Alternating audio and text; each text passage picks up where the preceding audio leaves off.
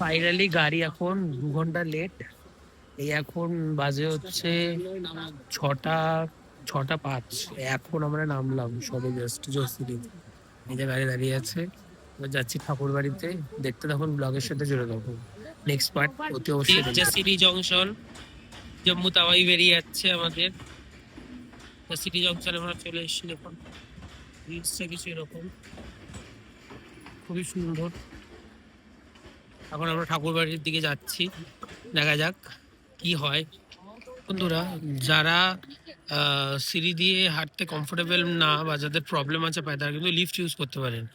এই আপনার 2 নম্বর প্ল্যাটফর্ম থেকে 1 নম্বরে যাওয়ার জন্য কিন্তু লিফট আছে। একটু পেছন দিকে আসবেন আর এসেই কিন্তু লিফট পেয়ে যাবেন। এই যে লিফট আছে, লিফটে কিন্তু আপনারা পেয়ে যাবেন। এই আমরা এখন লিফটে উঠছি, কারণ কি আমাদের সাথে আমার মারা আছে, ওই জন্য আমরা লিফটে কিন্তু উঠছি।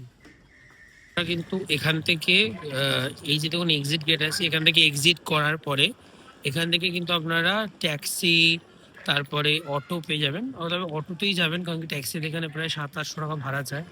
কিন্তু এইটা আপনারা অটো নিয়ে নেবেন, অটো নিয়ে নিয়ে নেবেন, ঠিক আছে?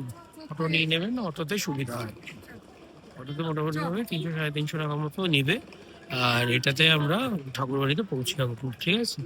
দেখতে থাকুন বাকি ব্লগ। এদিকে হচ্ছে অটো স্ট্যান্ড। তো আপনারা জোসিডিতে নেমে ডাইরেক্ট 2 নম্বর থেকে 1 নম্বরে এসে আপনারা একদম এক্সিট করে এসে আপনি অটো স্ট্যান্ডে চলে আসবেন। এখানে এসে দেখবেন অটোরা সব দাঁড়িয়ে আছে। তো অটো স্ট্যান্ডে একটু ঘুরে আসতে হয়, বলবেন যে হচ্ছে অটো স্ট্যান্ড যাবেন বলে অটো স্ট্যান্ডের কাছে আসবেন এবং এখান থেকে আপনারা অটো নেবেন।